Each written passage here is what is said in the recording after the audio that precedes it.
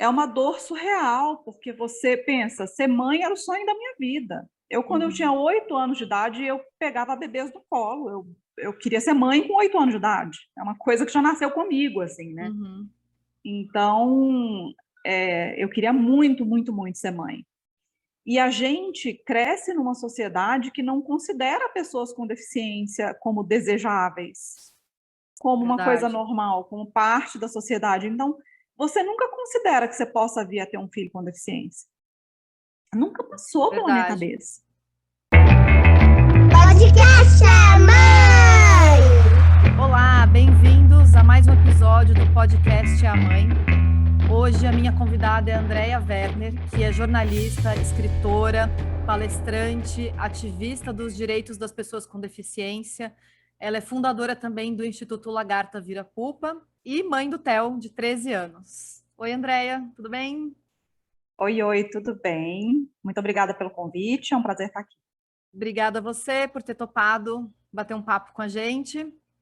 A Andrea está aqui hoje para a gente conversar sobre como foi para ela se descobrir mãe de um filho autista e como, a partir dessa experiência, ela se tornou escritora, palestrante, ativista, entrou na política também. E a gente vai falar um pouquinho também sobre como os pais de crianças neurotípicas podem criar filhos que respeitem a diversidade, que convivam com quem é diferente deles e respeitem. E eu acho que a gente podia até começar, André. Não sei se você quer falar um pouquinho da sua experiência antes de, enfim, o que você fazia antes do Theo nascer? Você é jornalista, né? Sim, eu sou jornalista por formação, né, da faculdade, mas eu nunca trabalhei mesmo com jornalismo. Quando eu me formei na PUC Minas, eu passei num concurso de trainee aqui em São Paulo, sou de Minas, e aí eu mudei para cá em janeiro de 2001 para trabalhar numa multinacional na área de marketing, de conhecimento do Uhum, consumidor. Então, eu nunca exerci mesmo jornalismo. Então, quando eu engravidei do Theo, e até eu conheci meu marido nesse ambiente de grandes empresas e tudo, uhum, trabalhando com marketing. E é o que eu fazia quando eu engravidei do Theo, trabalhava o tempo inteiro fora de casa, em uma empresa muito grande, em uma multinacional, uhum. trabalhava com marketing. Tá. E, e aí, quando o Theo nasceu, eu entrei para estatística, né, porque eu voltei da licença maternidade e eu fui demitida, Hum, uma que é o que triste acontece. estatística que acontece com É, muitas mulheres, né? exatamente. Eu demorei, acho que foi depois do primeiro aninho do Theo, quando o Theo estava fazendo um aninho que eu me recoloquei no Uhum, mercado. tá. Antes da gente voltar a contar da sua experiência de como é que foi quando o Theo nasceu, eu acho que é importante a gente esclarecer esses termos que podem não ser familiares para muita gente, né? Eu falei dos pais de crianças neurotípicas. A gente vai falar aqui de maternidade atípica. Então, vamos explicar o que são esses termos, né? O que é a maternidade atípica, uma criança atípica, neurotípica? Criança de desenvolvimento atípico, a gente costuma falar, é aquela criança Tá. que tem ou uma doença rara, ou doença crônica, ou uma deficiência, né? Cujo desenvolvimento não segue aquele padrão que é o esperado, que não é o Uhum, típico, né? Não é aquele que é esperado de uma criança. É, uma criança neurotípica é uma criança cujo desenvolvimento neurológico segue aquilo que é esperado, que está nos livros, né, de desenvolvimento uhum, infantil, aquela coisa toda. E uma criança neuroatípica é uma criança que tem qualquer condição que tire ela desse padrão neurotípico, né, que é o padrão que é considerado normativo. uhum, tá. E aí o Theo nasceu, então você foi demitida. Depois de um ano você se recolocou, aí você foi trabalhar com marketing também? Sim, numa outra empresa multinacional, na área de inteligência de mercado, e o Theo estava com um aninho, ele foi até para a escolinha, foi a primeira vez que ele foi, mas foi quando veio o H1N1. Aí foi Ah, aquele tá. período de pânico, gritaria, e era justo Uhum, naquele período em que a criança entra na escolinha e começa a ficar muito doente, né? Então ele sei. tomava um antibiótico atrás do outro, foi aquele pânico, e eu lembro que a pediatra falou: olha, ele está meio debilitado aí, né? Tá tomando muito antibiótico. Ele estava 3 meses na escolinha, nem isso. Se eu fosse você, eu tirava ele, porque agora que chegou essa H1N1 aí, pegar ele assim, meio, né? Uhum. Aí a mãe apavorada aqui tirou ele da escola. Na época eu coloquei ele com uma babá em casa, para eu poder trabalhar, né? Mas porque ele não poderia ficar na escolinha, foi o que a médica falou na época, por causa da H1N1. E aí ele voltou para a escolinha de novo, faltava um mês para ele fazer 2 anos, Uhum. que foi quando ele, com um mês de escolinha, as professoras chamaram a gente para ter uma conversa, porque elas identificaram que ele tinha comportamentos que não eram o esperado para uma criança de 2 anos de idade. Elas Como fizeram um quais, assim, relatório. quais foram os sinais de alerta para elas? O mais engraçado é que assim, eram várias coisas que a gente sabia que ele fazia, mas nunca ninguém tinha colocado numa lista e jogado na nossa cara. E aí, na Uhum. hora que colocaram aquilo tudo listado, ficou muito óbvio que elas estavam desconfiadas que ele era autista, por mais que eu não soubesse nada sobre autismo e meu marido não soubesse nada sobre autismo. Então, no dia eu estava cheia de reunião no trabalho, meu marido é que foi, que na época ele trabalhava na área de vendas, então ele tinha mais flexibilidade para sair do escritório e tudo. E aí ele me ligou, assim que ele saiu de lá, falou, olha, eles fizeram um relatório com uma lista muito preocupante sobre o Theo, mas eu sempre brinco que meu marido é dramático, então não dei muita trela para ele, não. Eu só falei assim, tá, lê aí para mim. Aí ele começou a ler, assim, não faz contato visual, prefere pessoas a objetos, tem fixação por objetos que giram, Prefere pessoas a objetos? não, prefere objetos a pessoas, desculpa. Tá. Prefere objetos a pessoas, não segue comandos verbais, age como se fosse surdo, não olha quando é chamado pelo nome, não interage com os coleguinhas, prefere o isolamento, apresenta risos inapropriados, uma coisa assim. Na hora que ele leu aquilo, eu falei assim, Lê, eles estão insinuando que o Theo é autista. Isso é bizarro, assim, eu não sabia nada de autismo, mas na hora que ele leu isso tudo junto, foi a primeira coisa que eu falei com ele. Aí caiu uma E ficha, hein? aí mas caiu assim, sabe? Tum, porque eu já sabia que ele fazia isso tudo. Mas eu interpretava isso como sendo personalidade. Ele tinha uma personalidade Certo. forte. Você chama, ele não olha. Olha que audição seletiva que ele tem. Você pede Uhum. para fazer uma coisa e ele não faz. Olha lá, ele só faz o que ele quer. Ele tem uma personalidade muito forte.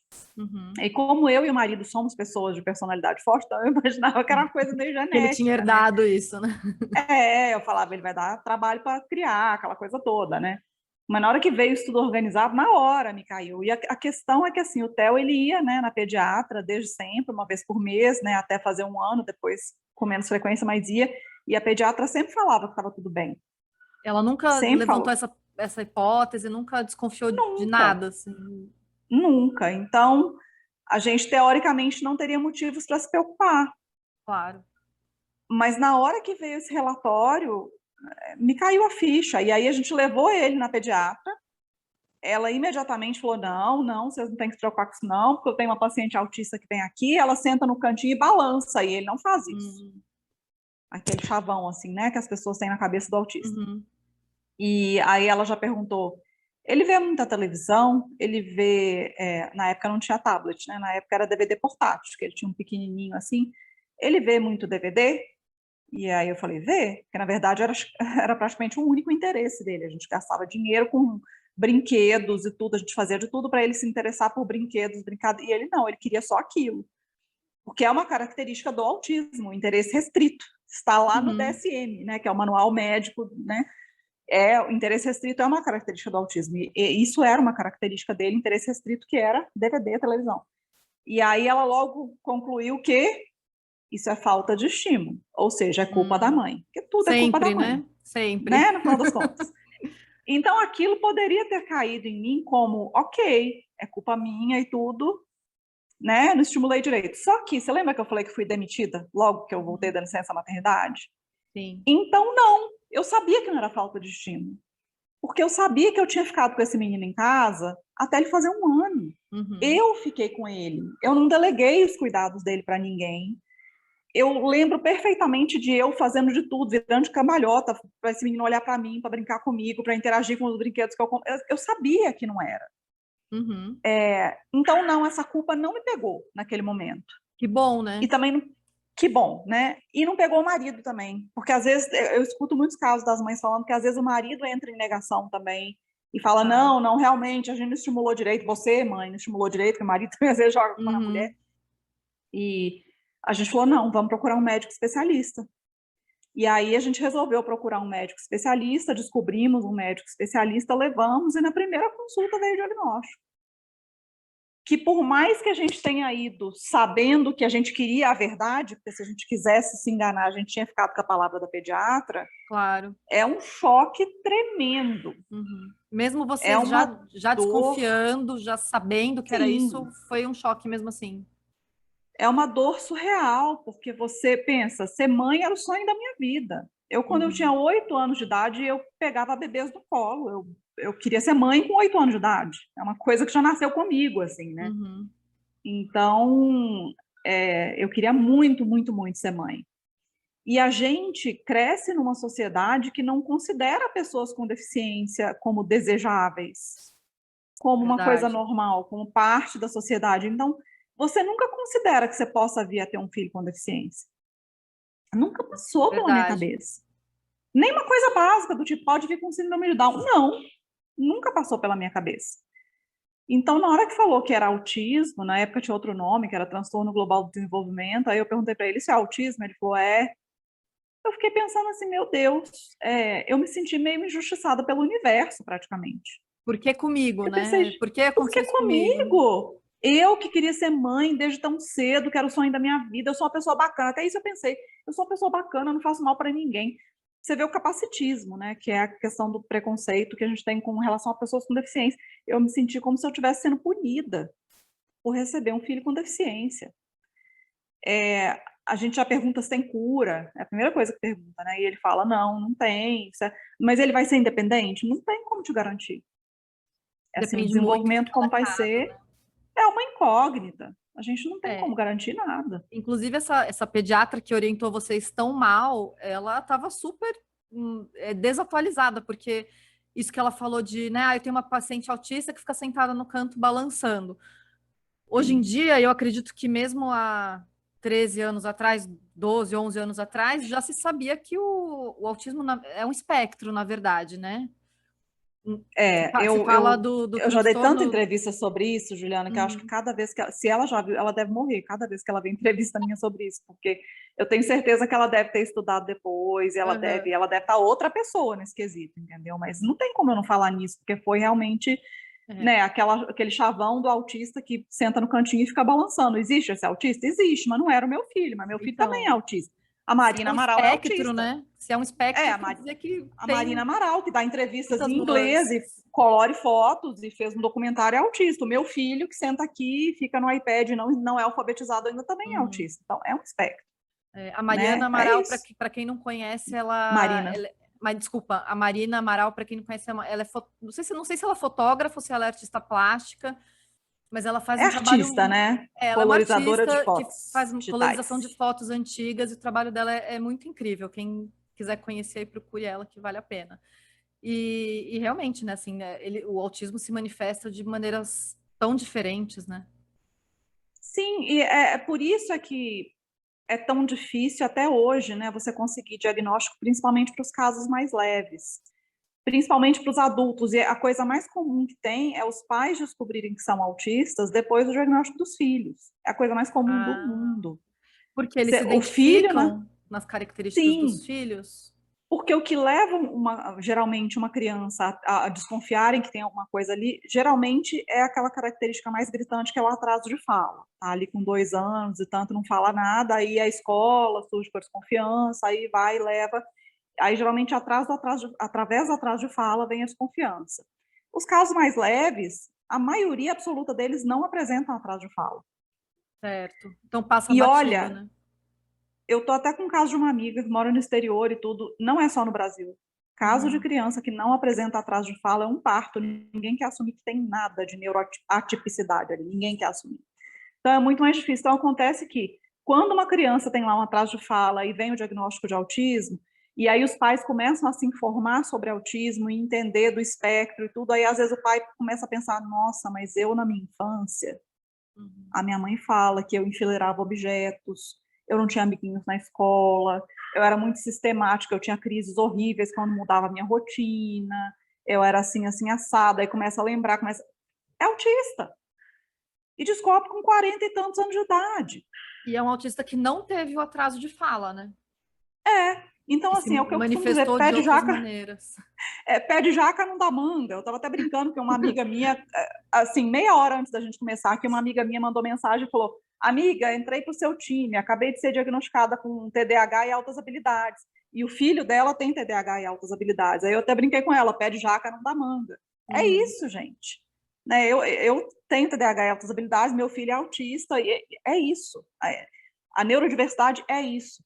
Quando tem um autista numa família, né, na época do diagnóstico eu ficava, meu Deus, mas como isso? Por que eu? Ó, o universo, de onde veio? Hoje em dia eu olho e falo, mas é óbvio que ia sair uma criança neurodivergente nessa casa. Eu olho para mim, eu olho para meu marido, eu olho para o meu pai, eu olho para o meu tio que era esquizofrênico, eu olho... É óbvio que ia. Né? Mas naquela época eu não tinha essa visão. Hoje em dia eu já vejo neurodiversidade para todo lugar, né? A minha visão mudou completamente. E você já sabia que você tem o TDAH, que é o transtorno de ansiedade, né? Transtorno de déficit de atenção com hiperatividade. Ah, desculpa, eu falei errado. Não queria dizer ansiedade, eu queria dizer hiperatividade. Você já Tem muito sabia? disso também, mas não está na descrição Uhum. do. Tá, não, eu que falei errado mesmo. É. Você descobriu isso depois de Depois ter do o diagnóstico diagnóstico do do TEL. TEL. Tá. Sim. Que também é muito comum os pais descobrirem que tem outras coisas, porque também, olha como que eu descobri o TDAH. Uhum. Sentada no sofá, com meus 36 anos de idade, TEL já tinha seu diagnóstico há uns anos, começa a passar aquele quadro do Fantástico que tinha do Dr. Drauzio Varela, onde ele falava, teve um que ele falou de autismo, teve um que ele falou de TDAH. Ah, E aí começou a entrevistar pessoas que tinham TDAH. E aí cada pessoa com TDAH que ele entrevistava e que ia falando dos problemas e das dificuldades que tinha por ter TDAH, eu ia afundando no sofá. Porque eu me identificava com 100% do que aquelas pessoas estavam falando. uhum. Eu fiquei, sabe quando é a segunda ficha que caiu pesada, assim? Entendi. Naquela semana, o Theo tinha consulta no médico dele, eu já fui no médico e falei, vem cá, precisamos conversar. E E aí assim, você falou, relatou para 100%, ele. sim, veio o diagnóstico. E aí é que eu fui entender algumas coisas da minha infância, eu repeti, olha que coisa absurda, né? E tem a questão das altas habilidades também. Eu, com altas habilidades, eu repeti a oitava série na escola. Como que a gente percebe que a escola não está preparada, a escola regular, para nenhum tipo de atipicidade, né? Para nenhum lado.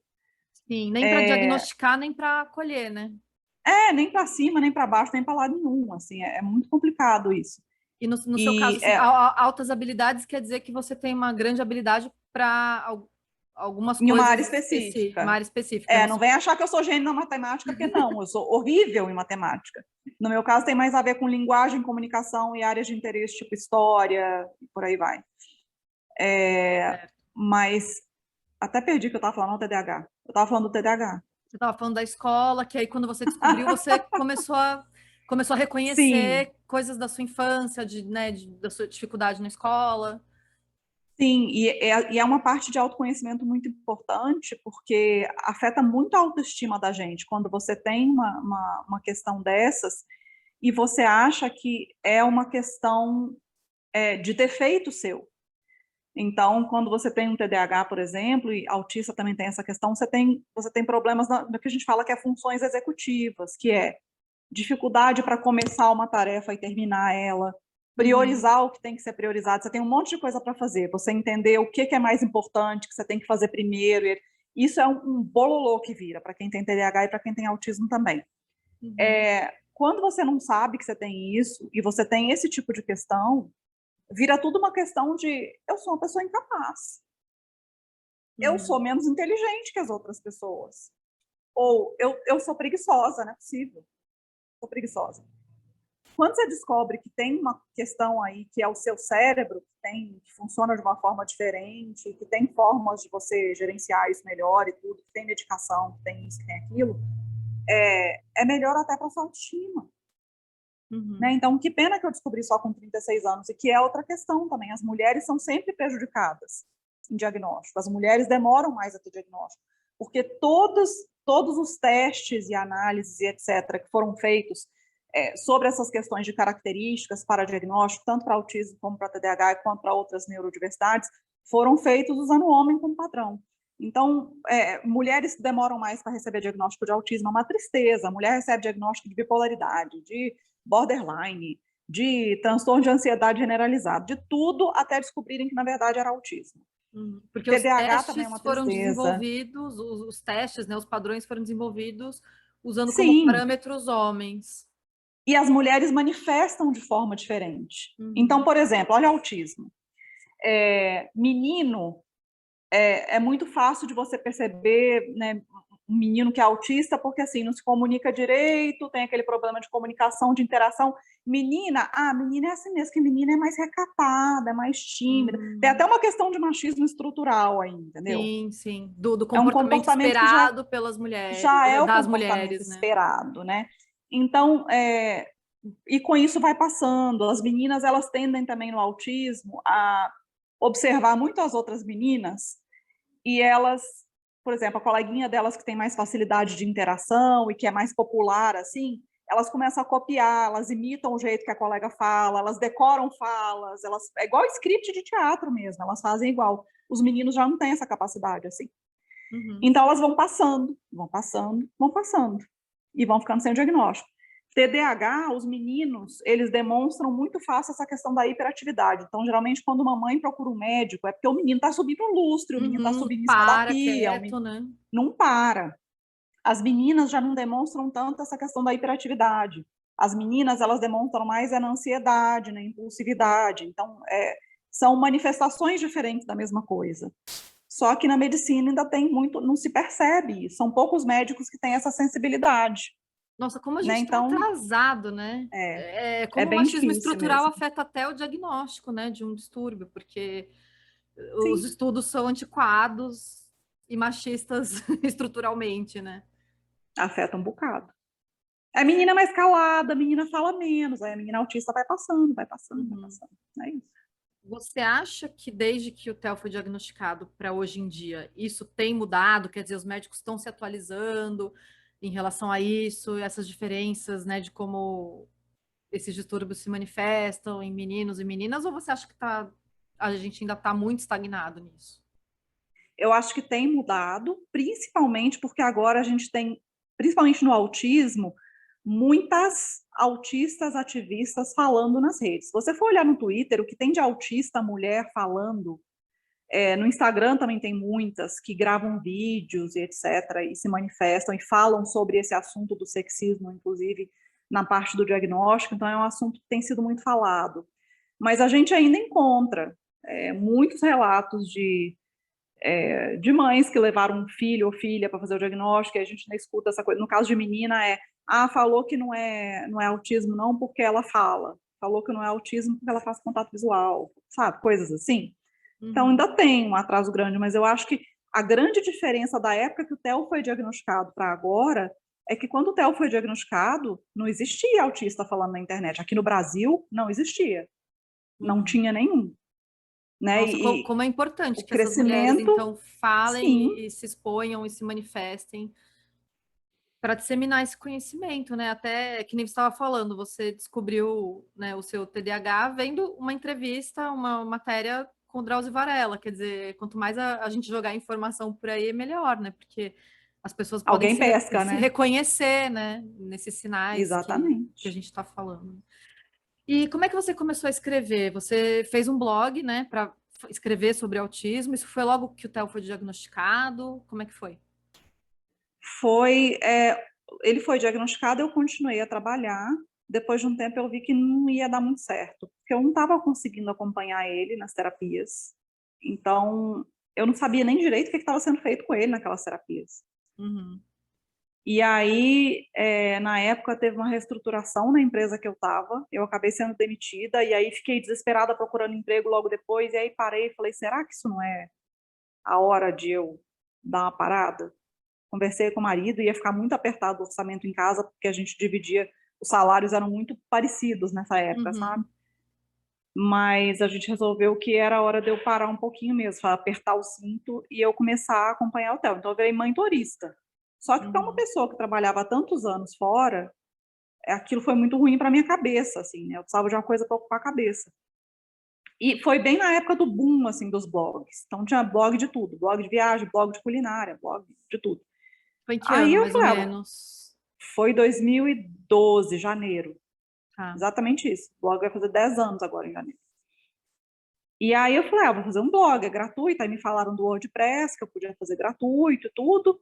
Aí eu pensei, eu vou começar a escrever, eu vou registrando nossa história, um dia o Theo pode ler e tudo, a família pode acompanhar. Mas eu pensei realmente em uma coisa assim para ocupar a cabeça e para ir registrando a nossa história. Eu nunca tive um plano assim grandioso, sabe? Nunca tive essas ideias assim. Foi mais para você E aí mesmo e para sua família. era uma coisa intimista mesmo, amigos, família e tudo. Aí eu fiz o primeiro post contando sobre, era um post pequeno, de, sei lá, 3 parágrafos, contando que o Theo foi diagnosticado e etc, e falei um pouquinho de como que foi o diagnóstico, a conversa que a gente teve com o médico, e terminei falando da dificuldade da gente assimilar aquilo, e que a gente esperava que ele fosse um menino muito feliz, tudo. E aí eu lembro que eu compartilhei no Facebook. O Facebook estava recém-nascido naquela época, né? E teve quase 300 compartilhamentos. Nossa, para a E aí época isso é gigante, né? eu olhei e falei, o que está Mesmo acontecendo aqui?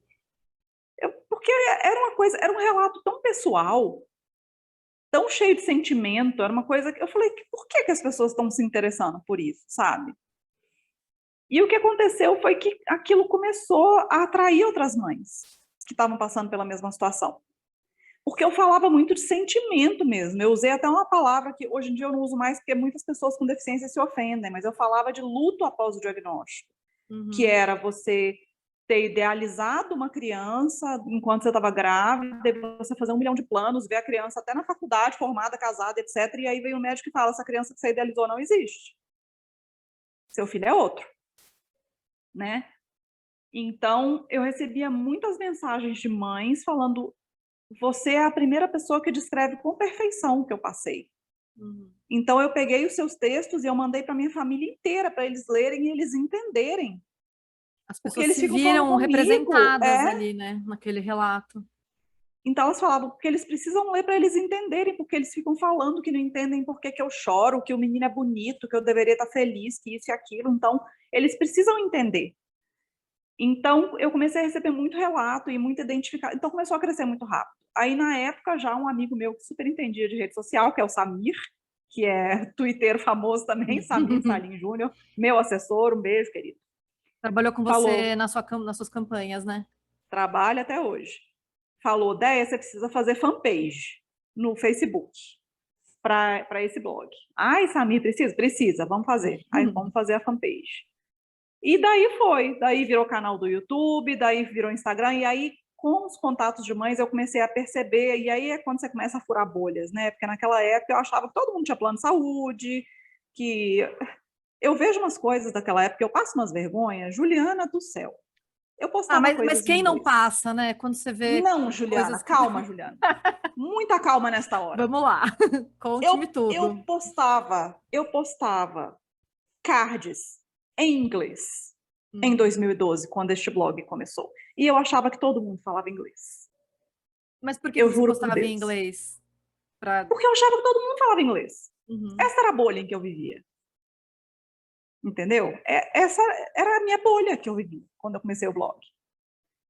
E aí, começou a chegar o contato de mãe, e aí que começou a furar as bolhas. Aí é que eu fui descobrir que 80% da população dependia do SUS, não tinha plano de saúde.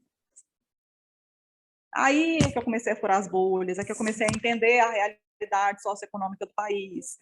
Aí é que eu fui sair da minha bolha, entende a importância disso? Aí é que eu comecei a entender, as pessoas não têm acesso a médico bom como eu tenho, as pessoas não têm acesso a terapeuta bom como eu tenho.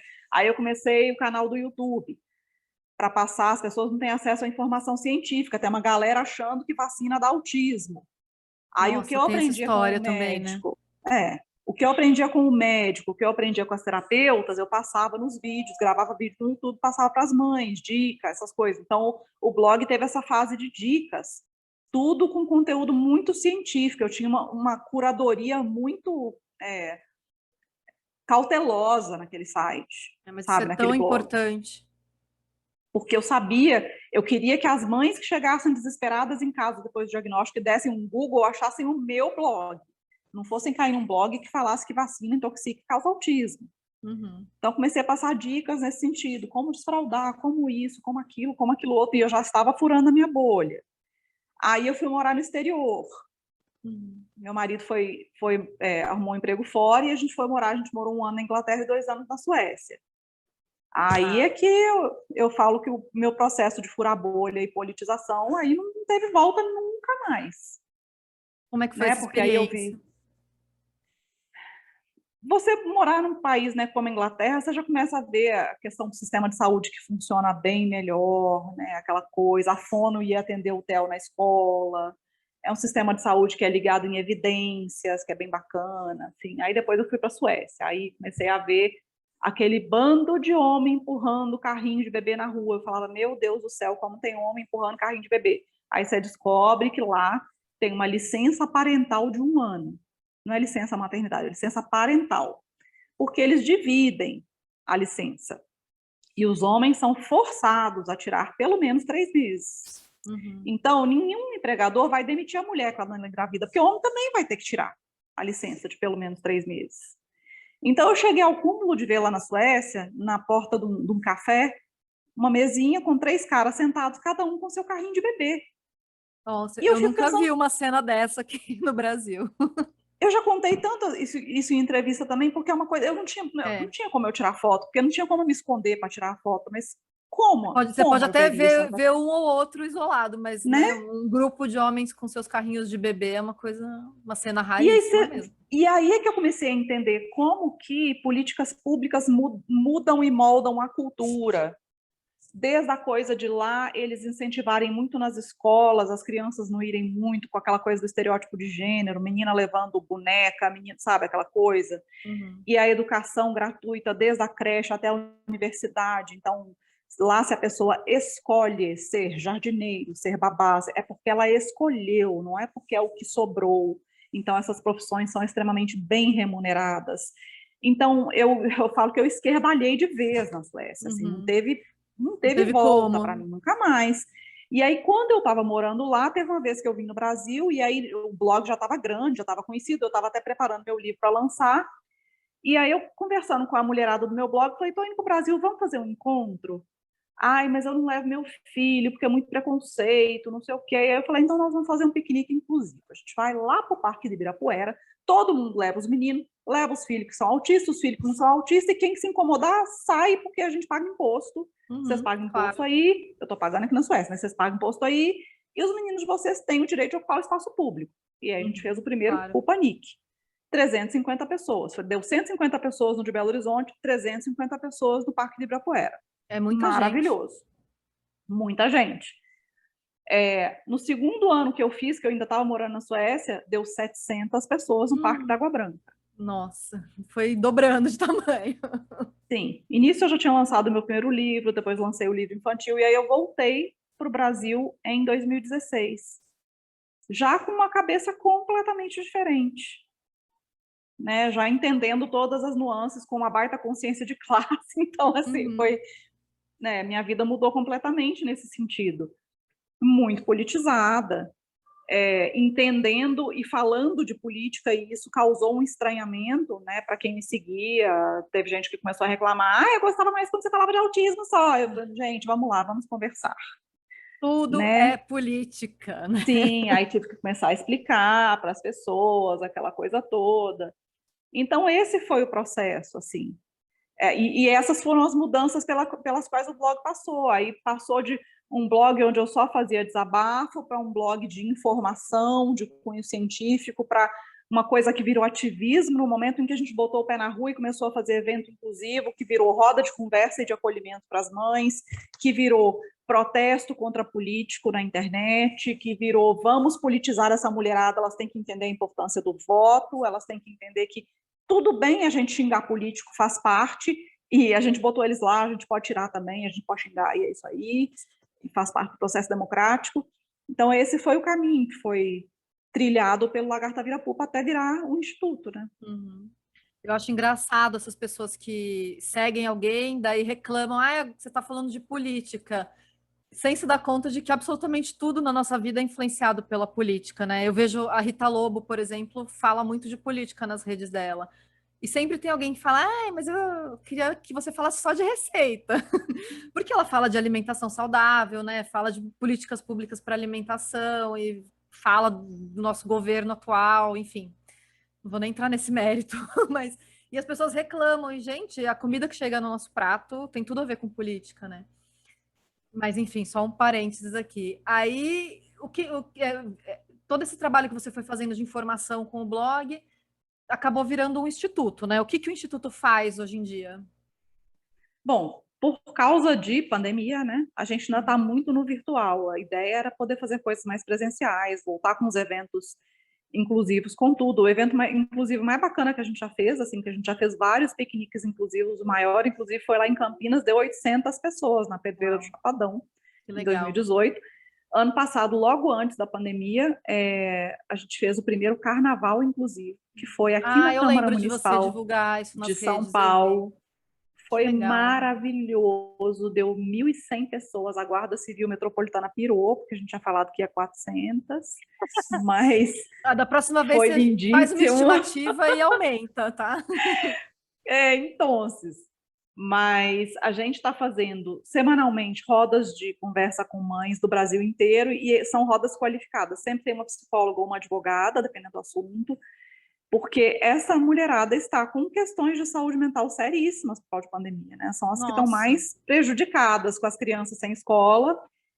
Se essas crianças com deficiência já não tinham um apoio bacana na escola sem pandemia, imagina agora. Você acha que elas estão recebendo material adaptado em casa? Você acha que elas se adaptaram com as aulas online? O nossa. meu filho não adaptou, e era escola particular, imagina. Eu não consigo nem imaginar como é que tá a saúde mental e a vida dessas mães Pois é. com, né, crianças com deficiência trancadas dentro de casa por tanto Volta e meia, tempo, né? né? Setembro está aí, a gente vai falar de prevenção do suicídio, tudo. No nosso meio, infelizmente, é uma coisa comum aparecer casos de suicídio. Então, a gente tem que falar muito disso. Então, a gente está fazendo muitas rodas de acolhimento. A gente faz ações pontuais de assistencialismo que não era para ser o foco, mas as pessoas estão com fome. Não tem muito o que Virou fazer. uma necessidade mais urgente, né? Porque Tem tem famílias que muita o marido gente. morreu de Covid. O marido morreu de Covid, a mãe tem 2 filhos autistas em casa. Como é que ela vai Vai fazer o trabalhar? quê? Impossível. Os CAPs estão fechados, as crianças estão sem terapia em casa, não está indo para a escola, a mãe não consegue trabalhar porque o filho está em casa. Não, Vai fazer o impossível, quê? né? Né? Então, assim, a gente está numa situação muito crítica. A gente está também dentro da Coalizão pela Educação Inclusiva, que é praticamente um grupo brasileiro de grandes instituições e entidades lutando contra retrocessos a nível nacional, pensando em legislação mesmo, principalmente o grande movimento foi contra aquele decreto 10.502 do Bolsonaro ano passado, que queria voltar com as escolas especializadas como política de Estado. A gente conseguiu, com muita mobilização, que alguns partidos colocassem ações no STF, né? O PSB colocou uma ADIM, que foi acatada pelo STF e que barrou aí o decreto Bolsonaro, mas ainda tem. Explica um pouquinho para a gente o que dizia esse decreto. O decreto dizia que a criança com deficiência que não se adaptar à escola regular iria para a escola especial.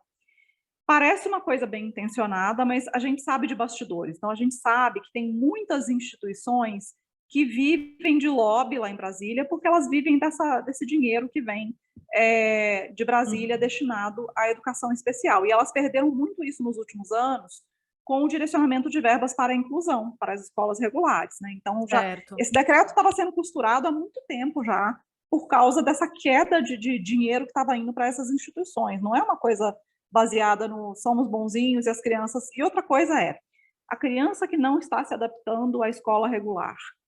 Acho erro. O que a escola regular fez para se adaptar para essa criança? Uhum. A A pergunta gente devia não ser pode outra, colocar né? Não é porque a criança não exatamente. está se adaptando, é porque que a escola não fez por onde oferecer essa adaptação, né? Exatamente. A gente tá tudo errado. É a escola que tem que se adaptar. E é muito fácil você colocar a culpa na criança ou no adolescente. Quando a Uhum. gente vê que a maioria das vezes o que acontece é a escola falando, pai, mãe, a gente não está preparado para receber. E não é fácil falar isso. E agora, pai, Claro. mãe, tem um decreto aí do governo que tem um lugar lá mais preparado para receber o seu filho. Mas não é muito mais fácil falar isso do que botar a Lógico. mão no dinheiro, a gente falando de escola particular, e preparar os professores e preparar os espaços? Ou até prefeituras? Não é muito mais Uhum. fácil falar, ah, mas agora tem uma PAI que recebe um dinheiro, ou agora tem uma outra instituição que está recebendo um dinheiro. Eu não preciso preparar o meu corpo de professores, não preciso. Uhum. Agora, pensando assim nas escolas menores que não têm tantos recursos para se preparar, também não tem apoio do governo para isso, né? Porque o que Mas deveria ser uma integração entre tudo, né? O governo com as escolas, estou falando assim, no caso das particulares, né? sim, mas faz parte de ser escola, responde para o MEC e tem que se preparar. Uhum. A gente tem muitas coisas que precisam ser mudadas, né? Desde os cursos de pedagogia, que já não preparam. Já Então, um deveria profissional começar que sai daí, do. né? Desde da Assim, faculdade. um professor que sai da pedagogia, ele sai sabendo nada de educação especial. Uhum. Eles têm, geralmente, um semestre de educação especial, onde se fala de leis que regem a educação especial no Brasil. Tipo, isso você dá um Google e você fica sabendo, você não precisa fazer um semestre na faculdade. Quando poderiam estar aprendendo métodos alternativos de alfabetização, desenho universal de aprendizagem, ensino estruturado, comunicação alternativa, tantas outras coisas que seriam infinitamente mais úteis para eles em sala de aula, Uhum. e não está sendo feito. Então, a gente tem que discutir a mudança do currículo dos cursos de pedagogia, a gente tem que discutir formação continuada, porque tem sim verba destinada do Fundeb para isso. Uhum. Para onde está indo esse dinheiro?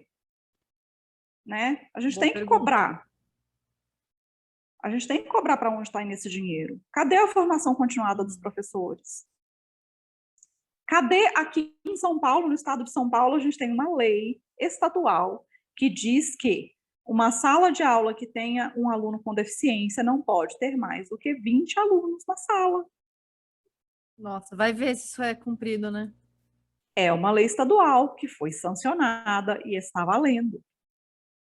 Quem vai lá no MP e fala, vem cá, MP, essa lei não está sendo cumprida. Então é assim, parece que lei serve para enfiar na gaveta. Né? A gente tem um É. legislativo que está muito omisso, a gente tem um executivo também que enfia decisão judicial na gaveta e finge que não recebeu. A gente tem um MP que muitas vezes também finge que não está vendo as coisas.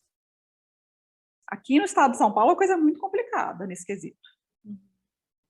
E E foi a por gente isso tem uma que. educação conteudista que ela não favorece o aprendizado nem do aluno que não tem nenhuma dificuldade de aprendizado. Não é bacana do Verdade. jeito que está. Uma Uhum. sala também que é cheia com 35 alunos, ela não é bacana nem para uma criança Para típica, ninguém, né? para ninguém. A educação ela não está bem para ninguém, muito menos para uma criança que tem dificuldade de aprendizado. Então essa discussão eu Verdade. sempre falo, a inclusão ela é a ponta do iceberg, Uhum. né? Mas se a gente não mexer na educação como um todo, não vai adiantar a gente querer trocar a roda com o carro andando. É, A gente está com concordo. problemas na educação, o sucateamento da educação ele já vem de muito tempo. Sim. Ixi, Professores isso por é questões de muito saúde. antigo, né? Professor aqui, professor principalmente em região mais periférica, ele tem que ser professor, psicólogo, assistente social, é aquela coisa, Sim. né? Tem aluno dentro da sala que sofre abuso sexual do padrasto, tem aluno que é filho de traficante, tem a preocupação dele é com o aluno que é autista. Faça-me o favor. Né? Então, a gente tem Verdade. muitas questões aí dentro de uma sala de aula, e a inclusão é mais uma dessas questões. É bem isso que você falou. O professor acaba virando assistente social, né? É isso. O meu filho agora está na rede estadual, rede municipal, aqui onde a gente Uhum. está morando. É uma escola pequenininha, está sendo super bem assistido, então eu estou vivendo na minha pele o que poderia ser o atendimento Uhum. para todas as crianças na rede municipal. A gente está numa cidade pequena do interior, né? Então De São as Paulo, coisas estado são. de São Paulo, né? Eu tô em Vinhedo, então Tá. eu tô vendo como poderia ser. Uhum. Tem muito potencial na rede pública, tem muito potencial, sabe, nas redes municipais, nas redes estaduais. Mas a gente precisa de vontade política para fazer acontecer. Ah, com certeza. E, infelizmente, a gente não cai muito na coisa do indivíduo também, né? Aqui tem uma coordenadora de educação especial que tem um filho autista, então isso já mudou a cabeça dela completamente. Então, aí caiu com uma professora de classe de AE, que é maravilhosa e que... Então, a gente acaba Mas caindo não dá para também... depender dessas iniciativas É, individuais e de você ter a sorte de cair numa escola que tem uma professora que é preparada, uma coordenadora que, né, pois é. viveu isso na Até pele, e é não dá, assim, né? já tem mãe aqui em volta que fala, André, em que escola você matriculou seu filho para aluguel? Eu não posso falar. Olha a situação. Porque não tem mais, É. nem sei se tem mais vaga lá também. Aí depende da Então a região que gente você fica nessa mora situação. também, né? Não dá para você É, escolher.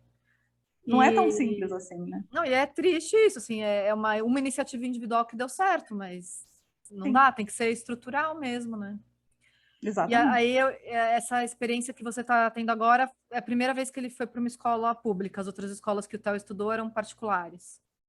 Sim, eu nem, na época que eu estava na bolha, né, eu acho que eu nem considerava, assim. Uhum. Quando ele começou na escola, que foi a escola lá que fizeram um relatório, era uma escolinha bilíngue, pequenininha do bairro que a gente morava. Tá. Aí ele teve o diagnóstico, e aliás, a vida do Theo escolar é um retrato de coisas erradas que foram feitas, que aliás você falou que tinha um quadro de o que eu faria diferente, né, no final. Isso, Se você é. quiser, a gente pula e eu deixo isso para o final, então, porque isso aí é justamente o que eu faria diferente. A Ah, então vida se você escolar puder do Theo. guardar essa história. Guardarei, então. Mas, em geral, como foi o acolhimento? Dá para falar um pouquinho disso, assim? Ou você prefere deixar para Escolar, o final? É. o Theo foi rejeitado numa escola com 2 anos de idade. Uma escola com nome importante na cidade de São Paulo, porque ele estudava numa escolinha de bairro bilíngue com 2 aninhos, e aí quando ele foi diagnosticado, a fono falou, olha, ele está com atraso de fala, é melhor ele não ficar em escola bilíngue. Aí tinha essa escola no bairro que eu estava, que era muito importante, era uma escola com nome, famosa. Aí eu falei, bom, eu não estava considerando essa escola, mas já que pelo menos ela não é, né, vamos lá, não é bilíngue e tal, pelo menos no berçário, vamos lá. E aí eu liguei, temos vaga, sim, né? Ele tem 2 aninhos, bacana, pode trazer sim, vamos matricular, falou os documentos. Aí eu falei, pois é, porque ele acabou de ter o diagnóstico de autismo e a fono falou que é melhor ele. Aí ela falou, o quê? Aí sumiu a Falei, o vaga, né? diagnóstico de Não tinha mais autismo. a vaga. Aí ela falou, você pode me dar um minuto, por favor? Ah. Eu não sei quanto tempo ela ficou fora, eu perdi totalmente a noção do tempo, mas ela ficou muito tempo fora. E aí, quando ela voltou, ela falou: é que eu não tenho certeza mais se a gente tem mesmo a vaga. Você vai ter que trazer ele aqui para a gente avaliar ele, porque eu não tenho certeza mais da vaga, porque a gente precisa entender se a gente vai poder oferecer o que ele precisa. Magicamente a vaga sumiu, não tinha mais. Sim, porque o meu filho, que era um bebê de 2 anos, ele se tornou uma criatura extremamente assustadora Uhum. no momento em que eu falei que ele tinha um diagnóstico de autismo. Nossa, que absurdo. Ele era um bebê. E aí você nem chegou aí lá. Não, nem cheguei lá. E a Eu, escola eu não desliguei o pode telefone fazer e comecei a isso, né? chorar. É, Não, a escola não pode fazer imagino. isso, isso é crime. Isso é Isso é crime ilegal, né? tipificado. A escola não Sim. pode rejeitar um aluno dessa maneira. Ah, mas elas dão um jeitinho delas, né? Primeiro porque muitas Fala que não mães tem não vaga, sabem, né? fala que já tem um autista na sala, então não pode ter dois. Elas inventam coisas na lei. Olha, a lei diz que quando tem um autista não pode ter dois. Oi? Nossa, eu recebo muita mensagem de mãe assim no meu De coisa inbox. inventada, assim. A escola falou que a lei diz que não pode ter mais de um autista na sala. Oi? Direto isso acontece. Uhum. Elas inventam coisas na lei. E as Nossa. mães não sabem. Então, uma das coisas que a gente faz como instituto também é ajudar as mães para que elas se empoderem, tendo o conhecimento dos direitos delas e dos filhos, Uhum. para que elas não caiam mais nesse tipo de ladainha, entendeu? Claro, tem que ter essa informação, né? Sim, precisa ter na ponta da língua, andar com a lei debaixo do braço, né? Uhum. E Para não depois serem você. enganadas. É. E aí você foi procurar outras escolas na época. Como é que Aí foi? eu fui procurar outras escolas. Aí foi uma via cruz. Nossa. É assim, eu até escrevi um texto sobre isso uma vez no blog, que uma mãe de uma criança típica, ela decide a escola geralmente pela proximidade, né, ou pela fama da escola, qualquer coisa. A mãe de uma criança com deficiência, principalmente se for uma deficiência intelectual ou psicossocial igual ao autismo, ela define por a escola que aceita o meu filho. Uhum. Pode ser do outro lado da cidade. É a que aceitou. Não é triste isso? É muito triste, tira o poder de escolha da família, né? E se você quer procurar uma metodologia X que você se identifica mais, de repente você não vai conseguir, porque a escola vai rejeitar o seu filho, né? Porque, querendo ou não, quem ainda inclui melhor é a rede pública. Uhum. Mas as escolas Tá. públicas, tem muitas que ainda não têm assim, profissionais muito preparados. Então, ainda acontece casos de criança que fica muito encostada e tudo. E ainda é o melhor caso, é tipo, eles não recusam a matrícula nunca. Mas acontece casos de bullying, acontece casos assim, né? Uhum. Então, é muito difícil essa questão da escola. É muito difícil. Quem acolhe melhor é a rede pública, mas ainda tem muita precariedade. Uhum. Falta muita coisa. Os professores querem incluir, mas eles não sabem como, eles não têm preparação para isso, não têm formação continuada, não têm material. Não, essa Aqui eu questão da ganhei, formação é eu crucial, né? ganhei uma seguidora minha, que é daqui de Vinhedo, ela faz material pedagógico, ela levou na clínica aqui que o Theo faz terapia de presente uma caixa deste tamanho, nem cabe na tela, enorme assim, cheia de material pedagógico para o Theo. Eu entreguei na sala de AE aqui da escola. Uhum. A professora de AE pirou, que é o atendimento educacional especializado, né? Pirou, tá lá. Porque não tem esse tipo de coisa lá. Agora, Muitas toda vezes o escola professor devia leva ter de um casa, material tira do como esse, bolso. né? É. Precisava Isso é o ter. básico do básico. Sim. O básico do básico é na formação do professor, ele aprender a ensinar para esses alunos e ter um material, né? Isso é, a gente está falando do mais básico que deveria existir. Mas é bem precário mesmo. Uhum. É bem precário. E olha que aqui, por ser interior e tudo, ainda é uma situação bem melhor do que muitas escolas de São Paulo que eu já visitei. De São Paulo, capital. Uhum. Tá. E como é que foi na pandemia? Você falou do ensino online, né, que não funcionou para o Theo. Vocês já estavam nessa escola ou mudaram durante a pandemia? Não, ele estava numa escola particular que não era uma escola inclusiva, era uma escola em que ele ficava, era como se fosse uma classe especial dentro da escola regular, sabe? Tá. E aí começou com as aulas online e tudo, e ele não queria saber daquilo. Inclusive, Uhum. ele gerava crises nele quando a gente insistia, sabe? Ele ficava nervoso e tudo. Eu vi que aquilo não estava fazendo bem para ele mesmo. E aí, na terceira tentativa, quarta tentativa, eu falei com meu marido, falei, eu não vou insistir mais. Uhum. Não está rolando, está fazendo mal para ele, não vamos tentar mais. Mas isso era assim, abril, maio, imagina, início da brincadeira, né? Mal E o sabíamos que ia Theo, durar tanto tempo. mal sabíamos, exatamente. E o Theo é realmente uma criança, adolescente, agora autista, que tem interesses muito, muito, muito restritos. Uhum. Então, quando ele está em casa, e principalmente frio, né, que não dá para brincar com água, nada dessas coisas, ele está no iPad, vendo um vídeo ou fazendo um quebra-cabeça, alguma coisa assim. Só que aquilo gera um tédio nele, né? Porque chega uma hora que nem ele aguenta aquele iPad mais. Uhum. Então Por tava mais ficando muito que ele goste difícil. daquilo, uma hora cansa, né? Ficar sempre na mesma Sim, coisa. tava ficando muito difícil aquilo, ele tava ficando de saco cheio, aí ele atrapalhou o sono, ele parou de dormir de noite, a gente teve que apelar Nossa. até para falar com a médica dele, ver alguma medicação, tudo que a gente não queria, mas assim, Uhum. a coisa começou a ficar muito feia. Aí eu chamei foi em julho que eu desisti, falei, cara, eu sei, a gente morre de medo de pegar esse negócio, mas não tá dando. Chamei um professor de educação física que atendia ele antes, falei, olha, você de máscara, ele de máscara, é ao ar livre, porque a gente, em São Paulo, a gente morava num prédio que tinha aquela área de lazer, assim, né, que Uhum. era aberta. Falei, eu vou ter que acreditar que a área é aberta e os dois de máscara, o risco é pequeno e vai lá. E aí Sim. ele começou a fazer atividade 2 vezes por semana com esse professor, já melhorou um pouquinho o humor dele e gastar um pouquinho de energia. E aí, quando foi agosto, eu falei com o Leandro, falei, olha, eu acho, Leandro, meu marido, né? Uhum. Eu acho que isso tudo, sabe, assim, quando vem grandes crises, aí é a hora de pensar e fazer mudanças. essa escola não está dando certo. Já faz 3 anos que a gente voltou do exterior e que ele está nessa escola. 3 anos, não, 4 anos. E 3 anos que ele está nessa escola de volta. Ele não tem evoluído, ele não está alfabetizado ainda. Aí ainda vem a pandemia e ele não, sabe, não chega nada bacana para ele adaptado, ele não está se adaptando à aula online. Eu vou desmatricular ele da escola. Uhum. Não está adiantando E ficar, né, nessa escola. a gente vê se arruma uma psicopedagoga, alguma coisa que possa fazer um atendimento seguro, com máscara com ele, qualquer coisa que tente suprir essa parte pedagógica para ele, porque não está adiantando. Uhum. E aí a gente desmatriculou ele da escola em agosto, ele ficou desescolarizado. Agora eu posso falar que o Conselho Tutelar não vai me pegar, porque agora ele está escolarizado de novo. Já passou, já foi. Mas eu passei meses assim, ó, Quietinha. Conselho Tutelar vai me pegar, mas ele ficou desescolarizado de agosto até a gente mudar aqui para Vinhedo.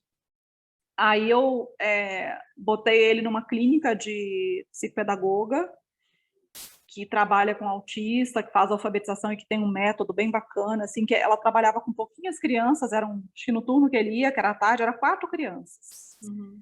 Tudo aberto e tal, todo mundo, e até usa máscara bonitinho, ele é bem tranquilo com máscara. Que bom. E foi a melhor coisa que eu fiz na minha vida, melhor decisão que eu tomei. Eles tinham um esquema muito bom de biossegurança, assim, sabe? Enfim, ninguém pegou Covid no período que estava lá, com esse esquema de tudo aberto e todo mundo de máscara e etc, etc. Ele ficou esse semestre inteiro indo lá. O Theo gosta muito de coleguinhas, sabe? Uhum. O Theo não fala, ele não fala uma palavra, mas ele faz amiguinhos. Ele tinha um super amiguinho lá, que era o Lucas, o outro que era o Tom. Tanto que quando a gente mudou aqui para Vinhedo, com o Lucas foi dificílimo. O Lucas sofreu muito. Ai, tadinhos, eles tiveram que se separar. Tiveram que fazer história social para o Lucas, que é tipo uma história em quadrinhos, contando que o Theo vinha para Vinhedo e tudo, e que o Lucas, quando quisesse, podia visitar. Mas até hoje o Lucas chega lá e fica perguntando do Theo, pergunta para a mãe dele, é super minha amiga, fica perguntando do Theo. Eu já falei que eles precisam vir aqui visitar a gente, porque o Lucas não para de perguntar do Theo. E o Theo ficou lá esses meses todos até a gente mudar para Vinhedo em junho. E aí chegou aqui em junho, eu matriculei o Theo na rede pública aqui. E ele começou a ir, por enquanto está só na turma de AE, fica um pouquinho na turma regular, mas ele está ficando mais na sala de AE mesmo. Tá. E é isso, em resumo, o último ano foi isso. Essa sala de AE significa o que mesmo? Assistência? Atendimento educacional especializado. E é uma sala só para crianças com alguma deficiência? Ou a sala de AE, ela é o direito à educação especial no contexto da escola regular. Porque o que a gente tem na lei mesmo é que toda criança com deficiência tem direito à educação especial, mas é dentro do contexto da educação inclusiva. Então, como que a gente faz isso? A gente coloca essas salas de AE dentro das escolas e a criança faz esse atendimento no contraturno. Então, no turno ela vai na educação regular, no contraturno ela vai na AE. Como ainda está nesse esquema de revezamento, tem dia que tem aula, tem dia que não tem aula, aquela coisa toda, o Theo, por enquanto, está ficando só na AE. Mas aí, assim que a coisa ficar mais regular, ele vai começar a fazer esse esquema de turno contra turno direitinho. Por enquanto, a gente ainda está fazendo a adaptação e ele está começando na AE para depois começar a ir na turma e fazer turno contra turno. E ele vai presencialmente na aula? Sim. Está indo presencialmente. E quando ele começar a ir para as aulas regulares, como é que funciona? Porque você falou da alfabetização, que ele não foi alfabetizado, ele fica numa turma de crianças da idade dele ou crianças mais novas? Como é que funciona isso? Ele está na turma da 6ª série, que teoricamente é 2 turmas antes da dele, por idade. O que eu combinei com as professoras é assim, eu não tenho expectativa de que o Theo vá aprender. O que é que a gente aprende na 6ª série, cara? Nem lembro. Briófitas, pedófitas, eu nem lembro. Até porque mudou muito, eu acho, né? Desde a nossa época. O Theo está sendo alfabetizado ainda. Então, eu não tenho expectativa de que o Theo vá aprender o conteúdo completo da 6ª série. Mas ele vai conviver com as crianças. Eu acho que isso é mais importante. Conteúdo, alguma coisa do conteúdo ele vai pegar, alguma coisa. algum benefício da convivência ele vai ter. E o resto do trabalho mais pesado, ele vai fazer na sala de AE no contraturno. E é isso, para mim me basta. É isso.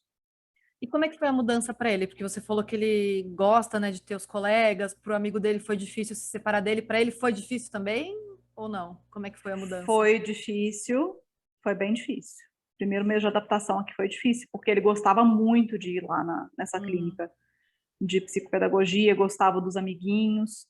Eu praticamente subornei ele falando que a gente estava indo para uma casa com piscina, porque ele ama piscina, só que chegou aqui frio, a piscina é gelada. A piscina é gelada, que a piscina não tem aquecimento, então ele não pode aproveitar a piscina. Ainda né? não então, deu para curtir a piscina. Não, ele já entrou nela umas 3 vezes. Assim, a piscina está muito gelada, vai ter que esperar chegar o verão mesmo. Uma hora que chegar o verão, ele vai aproveitar muito. A gente mudou para Vinhedo especificamente porque tinha um lugar aqui de terapias para autistas e crianças com deficiência que é muito bacana, que eu conheço a pessoa que criou o espaço e que é maravilhosa. Então, eu sabia que ele ia estar bem assistido aqui.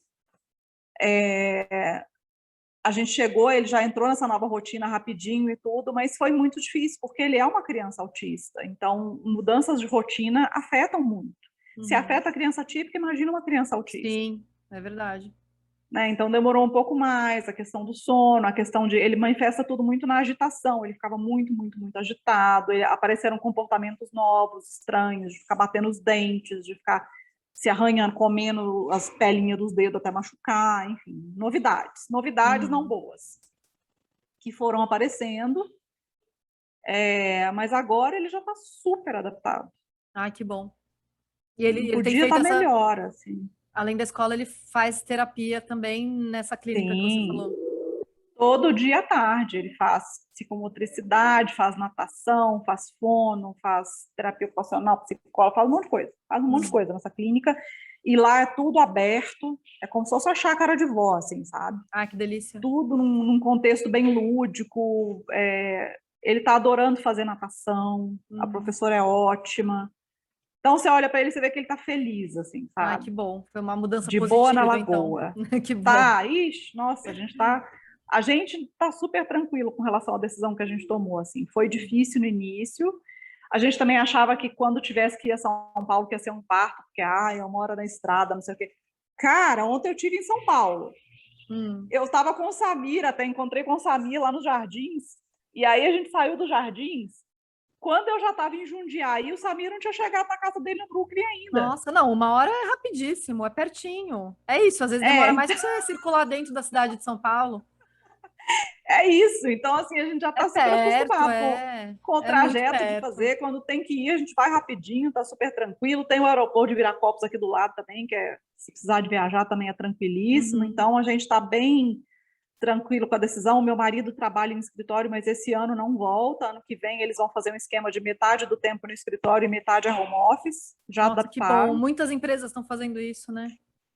Sim, então a gente está tranquilo. Os cachorros estão adorando um dos cachorros aqui. Ai, que lindo! Não, eu imagino, porque se saíram de um apartamento para ir para uma casa, né? Então, sim, é mais espaço para todo mundo, para os cachorros, inclusive. Eles estão amando ter mais espaço. A gente fez esse movimento também de mudar de apartamento para casa e é outra vida. Muita gente fez, né? Aqui em Vinhedo foi... Gente. Até eles falaram que os corretores ficaram bem doidos, assim, porque mudou o preço de tudo, porque muita gente veio, né? Aqui, Valinhos, Jundiaí... Inflacionada aí no mercado. Deu uma inflacionada, assim, porque muita gente fez esse movimento.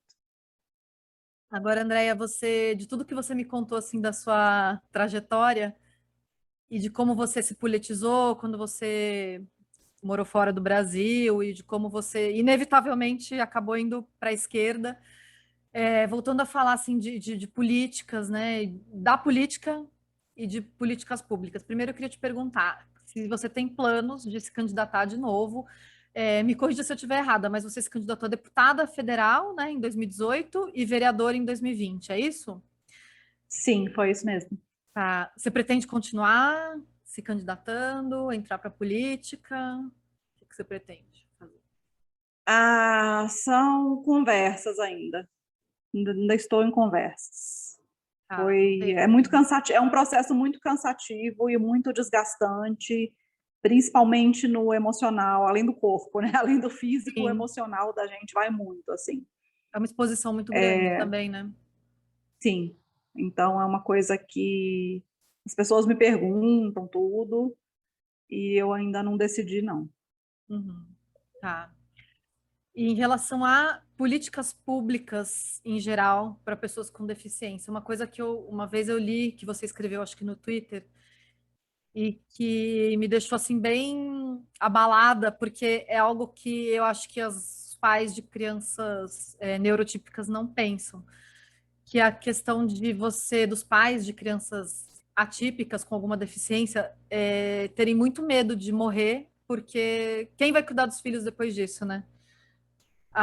O nosso caminho natural é preparar os filhos para a vida e depois que a gente morrer, eles vão estar aí independentes e cuidando das próprias vidas. Mas quem que cuida das crianças e adolescentes e adultos com deficiência depois que os pais se forem, né?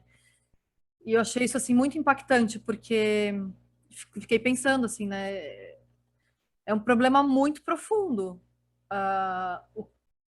E é uma pergunta muito complexa também, mas o que que precisa mudar nas políticas públicas para que essas pessoas tenham uma assistência, uma estrutura quando a família não puder mais fazer isso por eles? O que a gente tem em países desenvolvidos, que é residências inclusivas, residências assistidas. Uhum, Na Suécia, os jovens autistas, a partir dos 18 anos, quando eles saem da escola, eles já podem ir morar numa residência inclusiva, olha que interessante. ou pelo menos quantos dias eles quiserem por semana, ou se quiserem uma vez por semana. E os que têm menos autonomia, mesmo que os pais estiverem vivos, eles já começam a ir, assim, uma vez por semana, 2 vezes por semana, para que eles se acostumem com o lugar, porque caso os pais venham a faltar, eles já estão acostumados com o lugar, para não ser uma coisa chocante, né? O pai ou a mãe morre e do nada leva aquela pessoa para É lá, uma né? mudança muito brusca, né? Muito repentina. Exatamente. E também tem até aquele que tem mais autonomia, mas se ele quiser sair de casa e morar longe dos pais, ele pode ir também. Uhum. Aqui a gente tem pouquíssimas. Na cidade de São Paulo tem algumas que são municipais. A gente praticamente não tem como política pública federal isso. E se você for olhar para a população de rua, ano passado eu tive com o Padre Júlio e a gente conversou sobre Uhum. isso. E ele falou que muitas das pessoas que ele auxilia, ele percebe que são autistas. Ele Uhum. percebe. Estão na rua. Porque a mãe morre, geralmente é a mãe, né? 80% dos casos fica a mãe mesmo cuidando. E não consegue se manter, não consegue arrumar um emprego, não tem muita autonomia. Vai para onde, gente? Vai para a rua mesmo. Não tem mistério. Não tem para onde ir, né? Não Não tem tem para onde como. ir. Então, esse é o grande pânico de todas as mães, de autistas ou de qualquer pessoa com deficiência que não tenha muita autonomia.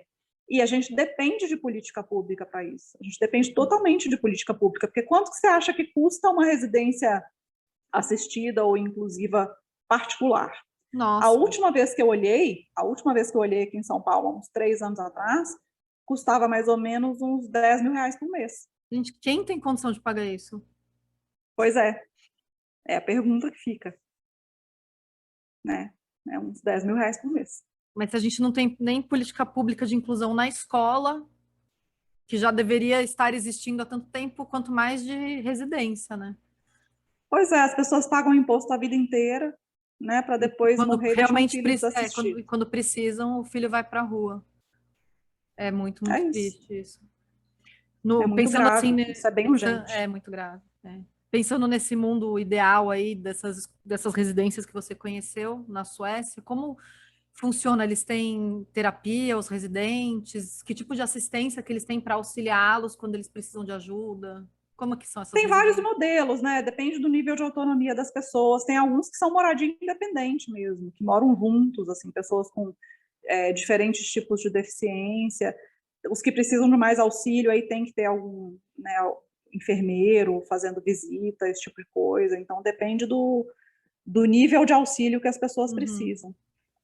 Mas tem uns modelos que são bacanas, que tem pessoa com síndrome de Down que mora junto com pessoa autista e tudo, quando não depende de Certo. tanto auxílio assim, às vezes dá para morar junto, um ajuda o outro. É bem bacana. Tem Legal. vários modelos disponíveis, né? A gente está tão na lama politicamente que Sabe qual que até é o triste problema, falar Juliana? disso, É né? que a gente está num momento em que, ao invés da gente tentar ampliar direitos, a gente está lutando para não perder, Pois né? é, Que se a gente está é o perdendo mais cenário mais direitos, triste. se a gente está É o perdendo cenário mais direitos triste. já adquiridos, como é que a gente vai conseguir ganhar novos, né? Abrir novos espaços, tá? Tá difícil. É isso, Que desesperança, né? infelizmente. Eu não queria entrar, terminar assim nossa conversa nesse tom, mas é isso, assim, é uma situação muito urgente, como você falou, porque tem gente passando fome na rua. É isso. Você pensa em morar fora do Brasil de novo? Não, não, não no curto nem no médio prazo. Não passa pela cabeça, não. Ah. Queria te perguntar também, Andréia, que imagino que você já deve ter ouvido muitos absurdos e passado por gafes de outras pessoas que falam alguma bobagem para o seu filho ou para você. Que dicas ou orientações você daria para famílias, para pais de crianças neurotípicas, para ajudarem e ensinarem seus filhos a lidarem com o diverso? E quais tipos de cuidados que a gente tem que ter, sabe, por exemplo, você falou que naquele primeiro texto para o seu blog você falou, escreveu sobre luto, né? E você não usa mais esse termo porque pode ser ofensivo.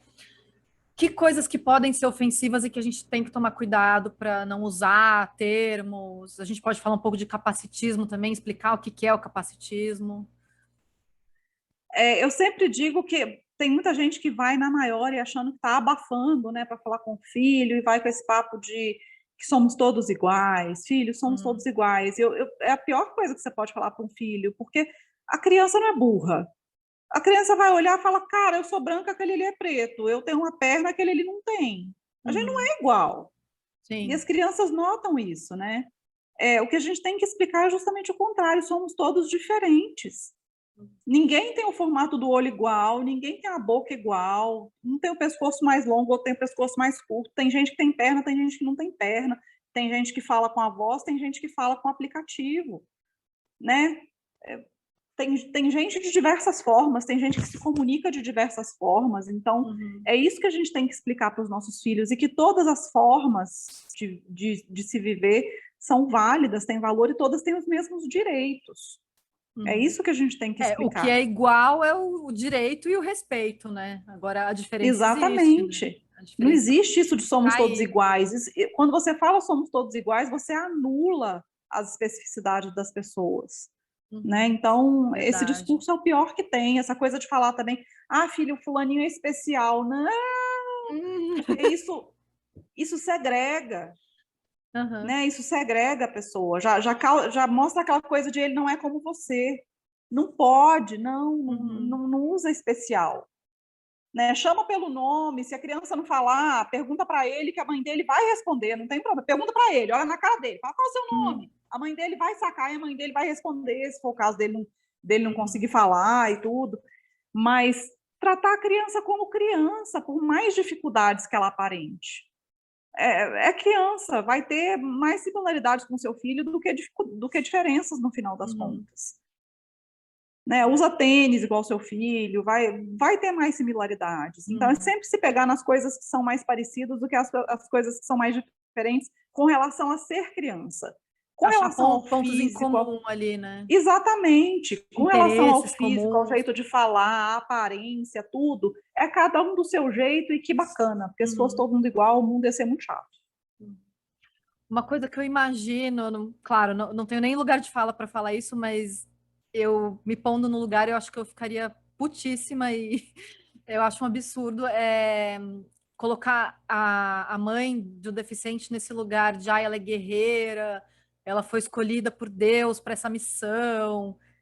Não aumenta mais, não acaba sobrecarregando ainda mais. Quer dizer, aquela mulher que já, né, já está passando por uma situação de ter que lidar com isso, ainda tem que pensar, nossa, eu tenho que ser uma super mulher, né?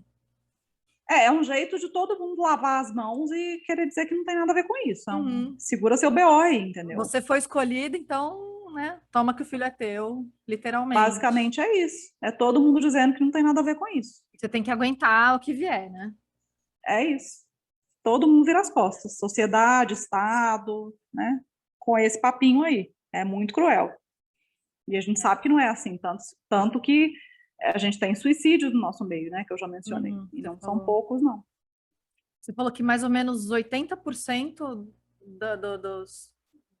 das pessoas com deficiência são cuidadas pelas mães, era isso? 80% dos pais abandonam o lar quando vem um diagnóstico de deficiência do filho. Uhum. Nossa, é um número É isso. altíssimo, altíssimo. Sim. Então, pessoas não falem para as mães de deficientes que elas são super guerreiras. Não mesmo. Ajude em vez de falar Por isso, né? favor. É isso. Não é guerreiro, é sobrecarregado. Exato. Certo, vamos para os nossos blocos agora? Bom, nesse bloco, Conselho de Mãe, a gente dá alguma dica de série, filme, livro, ou alguma coisa que você faz e dá certo, alguma dica de comportamento. Eu acabei de assistir, eu acho que foi a quarta e última temporada da série Atypical, ou Atypical, que está na Netflix. E eu até queria te perguntar se você já assistiu, se você conhece.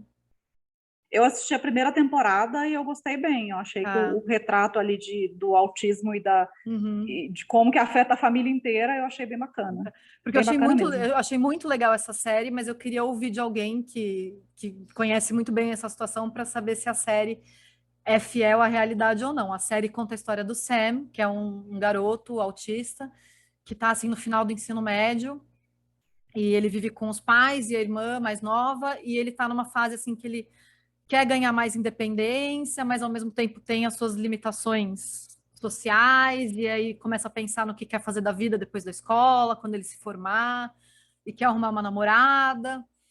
E a série, assim, ao mesmo tempo que ela é muito emocionante, tocante em alguns momentos, ela também tem momentos muito divertidos e engraçados também.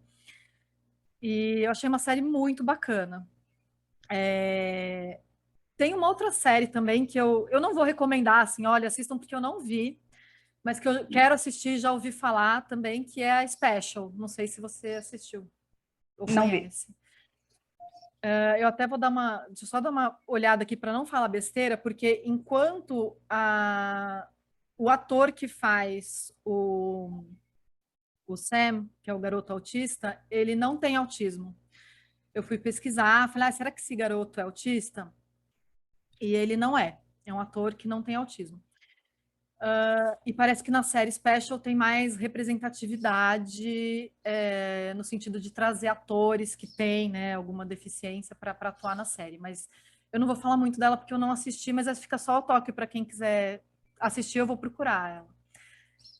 E você, Andréia, você acha que o Atypical retrata bem, assim, como é que é a família de uma pessoa com autismo?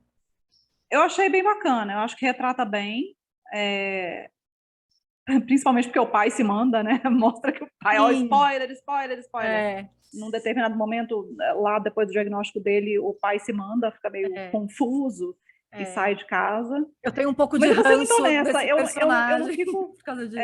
eu não fico procurando coisas sobre autismo para ver na televisão, não. Eu acho que eu já vi Aham. tanta coisa que as pessoas falam, você viu aquela série, não sei, o Good Uhum. Doctor, que tem um médico autista? Não, eu não. Eu meio que fico querendo variar de assuntos, assim. Então, a própria Atípica, eu vi a primeira temporada e não Uhum.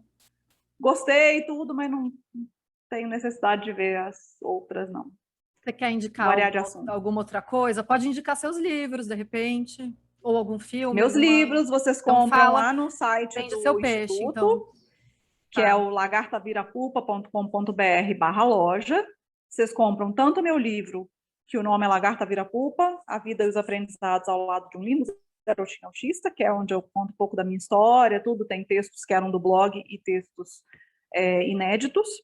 E tem o Meu Amigo Faz I, que é o meu livro infantil, que eu escrevi esse livro para dar para as crianças, para Uhum. explicar sobre aquele coleguinha que não fala, etc e tal, para mostrar para as crianças como que dá para brincar com qualquer coleguinha de qualquer jeito e etc. É um livro que é muito bacana para inclusão, tudo quanto a escola tem, é o meu Legal. projetinho do coração, assim. Ai, muito Nossa, legal. me faz muito feliz esse livro. Fica a dica, então, para quem quiser comprar para os seus filhos, né, para explicar o que é o autismo. Eu entrevistei uma pessoa, a Bettina Bocles, tenho o episódio com ela e o vídeo aqui no YouTube também. Foi sobre maternidade independente, porque ela resolveu ser mãe, não tinha um parceiro e fez um tratamento para engravidar e ela é mãe independente. E ela, quando a filha começou a perguntar do pai, ai, cadê meu pai? Ah, mas você não tem pai.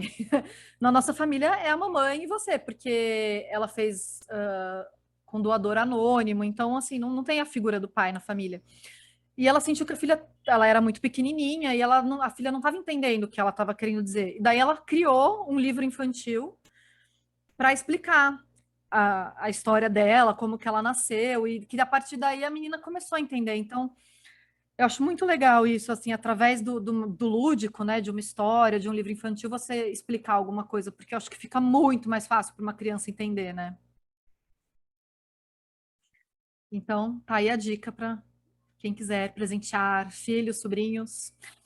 Agora, para o último bloco, no bloco Ah, Se Eu Soubesse, a gente fala de alguma coisa que faria diferente no passado. Você falou que ia contar alguma coisa sobre a escola, não era isso? Sim. Então, conte.